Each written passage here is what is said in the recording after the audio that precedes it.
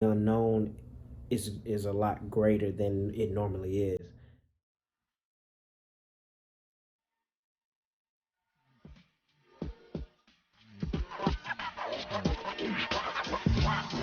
I'm leaving on the next plane. I don't know when I'll be back again. Kiss me and smile for me. Tell me that you'll wait for me. Hold me like you know I'll never go. Even though you know I will, I'm a traveling man. Moving through places, space and time. Hello everybody, welcome back to, I'm on another 4-day trip here. As you can see, this Northside Terminal is actually closed. So this is what it got to. So see, they have a door here that you have to put a code in basically so I can get to the crew room. Other than that, yeah, I'm supposed to do a deadhead to Gulfport. How you doing? I deadhead to Gulfport, then I work the flight back from Gulfport, which that's only like a 55-minute flight, and then I'm done for the day. Then tomorrow I'm supposed to go to Myrtle, do a Myrtle Beach turn, and that's it. Time available. Day 3 is when I have a layover, and on Easter I have like 5 legs, I believe. Yeah, so it's just weird. But yep, the whole North Terminal in Hartsville-Jackson is closed, and I believe that's just so that they can have the planes parked at the gates, because there are several planes parked at the gates here. Just the times that we are, see. I believe that's the MD-88 right there. Another MD-88, because they've been parking planes all over the United States at different airports, trying to consolidate them. And what's happening is that they're going to end up retiring a lot of planes earlier than what they want to. So, but I'll see you guys later on once I get on this back to day 3 of 4 for me. Day 2 got canceled for me altogether, and day 1 ended up getting canceled too, partially. So pretty much today all I do is deadhead to Knoxville, which I'm doing that on a MD-88, which is for mainline. If you can see it right here. I'm surprised that mainline is doing this flight actually to Knoxville, because usually we do the flight to Knoxville. So, and I just looked at one of the boards where you can look at the flights here, and everything is being dwindled down. Like there's like, I think 12 screens, maybe 8 or 9, I'm not for sure, but they usually all have different flights on there. It's been dwindled down to 3.5 screens that we have as far as flights going out. So day by day, empty airport. I mean, I think it's no more than 12 people on this flight going to Knoxville, because I ended up checking in and changing my seat around. Yeah, it's, I'm hoping and very optimistic that it's gonna get better. Hopefully by June. I'm hoping, by June that it'll get better. I ended up applying for leave, did not get my leave, but I'll explain all that once I get to the hotel and out of this terminal. But as you can see, here's the emptiness of my terminal. Everybody is social distancing. At least they're trying to. And for a Saturday at Hartsville-Jackson, this is very, very, very rare, I should say. So, but I'll see you guys once I get to Knoxville, and I'll explain a lot more to you there. I've made it here to Knoxville for my deadhead. And so I went to sleep for my deadhead, and as soon as we land, I woke up. Next thing you know, I started choking on my slob or spit, whatever it was, but then I started coughing.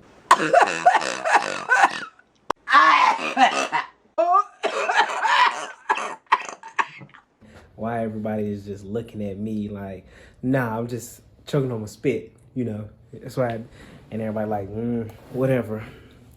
But,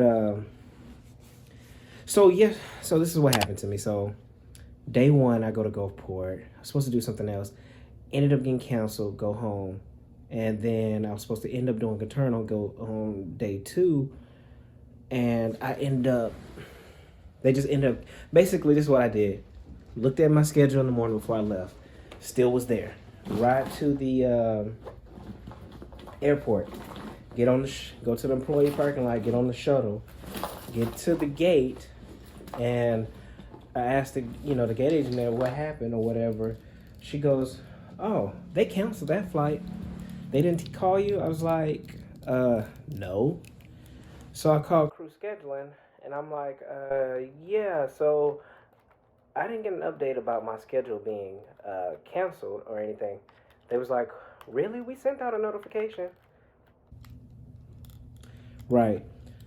So since I was there, I did ask them. I was like, hey, do you all have anything else that you need somebody to fly?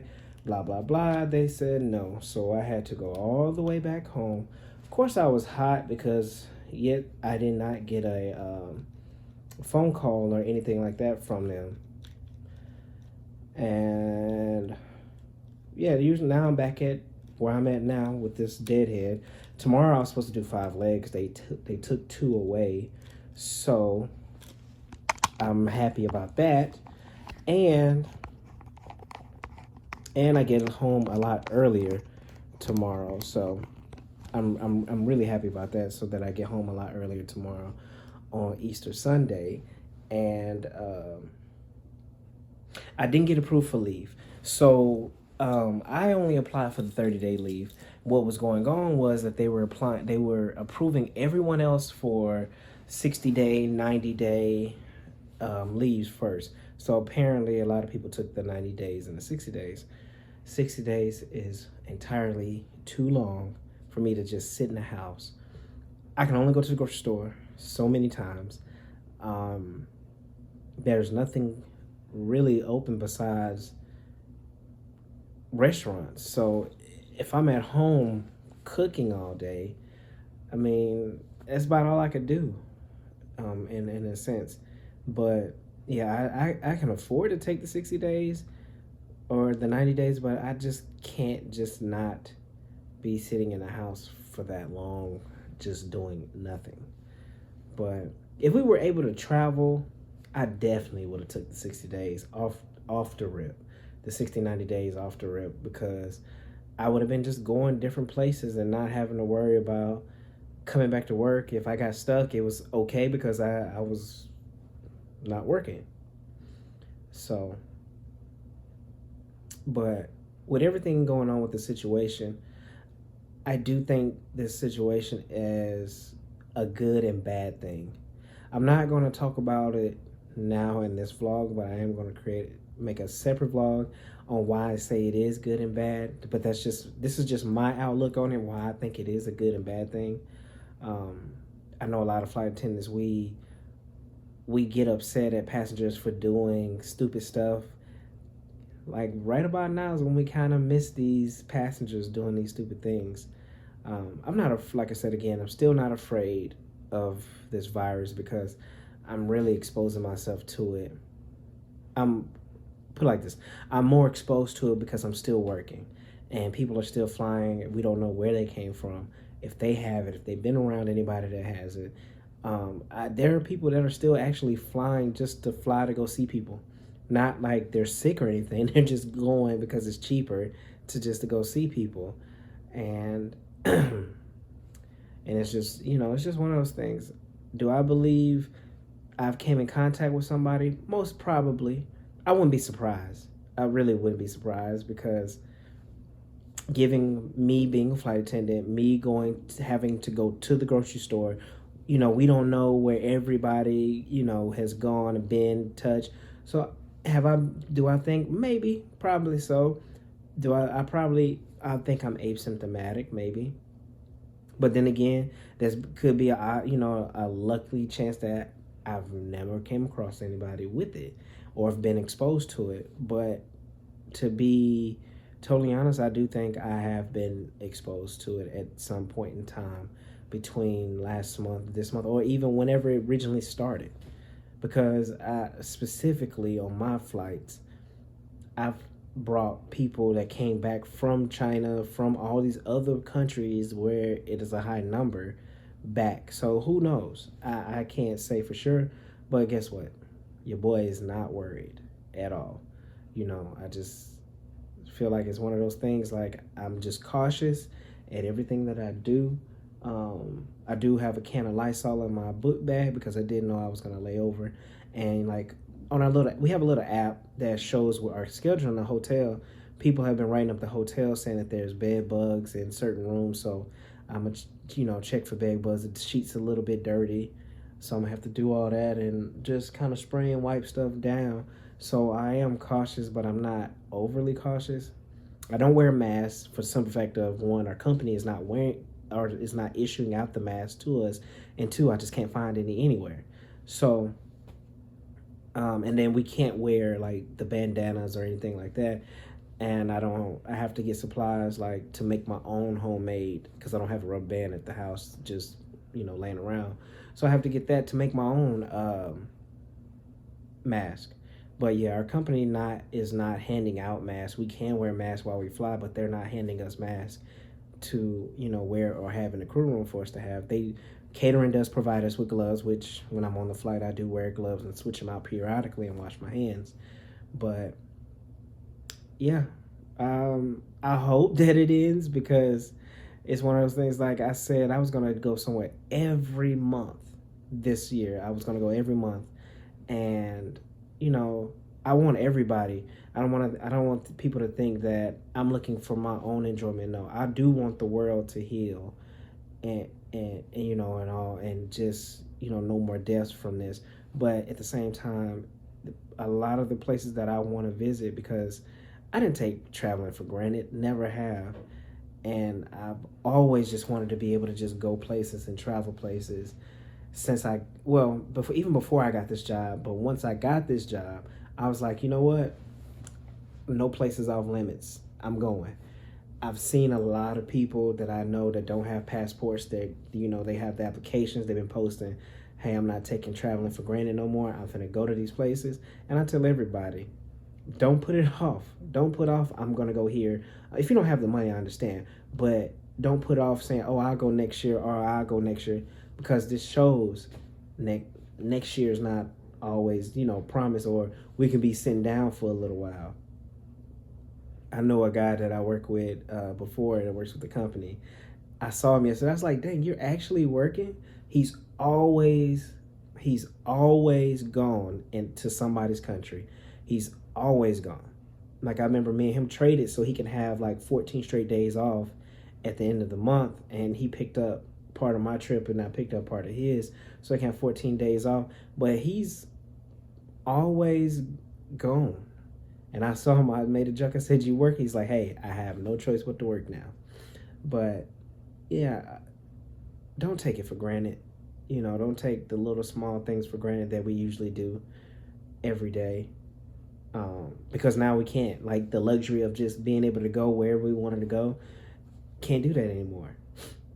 But I do think the airline is going to pick back up, to pick off what I was saying about the passports, because like I said, there are a lot of people who aren't taking, who once everything has been we're out of quarantine, we can go do whatever we got to do. A lot of people are going to start back traveling because they don't want to take traveling for granted anymore, or being able to go different places and see different countries. So, like I said, I've seen the passport pictures and stuff, even though the post office are not passing out passports anymore at this current time. But still, like, my goal this year was to go to Great Wall of China and Shanghai. I was going to, I got going to get my Chinese visa, and boom, this happens. So I was like, let me go ahead and save that $220 right there, because there's no point, because we're not finna go anywhere no time soon. But, it is what it is. Everybody just be cautious. Don't be fearful. Just be concerned. That's the only thing I can say, is just be concerned. Always have a backup plan. Right now will be the best bet, especially if you're in the airline business. We already live in the unknown with being in this airline industry. Like, we don't know, our schedule is unpredictable. But at this particular time, the unknown is a lot greater than it normally is. So I would just say continue to do what you can, but don't try not to think about it as much, but always think of a backup plan. Like, what am I going to do next? What am I going to do after this? Or what am I going to do if this happens or if this goes under? So that's what I say. But I'm in that on today's little clip on that note. I guess I'll see you guys in the morning for day 4 of Go Home Day. I'm off for 5 days after that, so I have a whole 5 days off, but nowhere to go.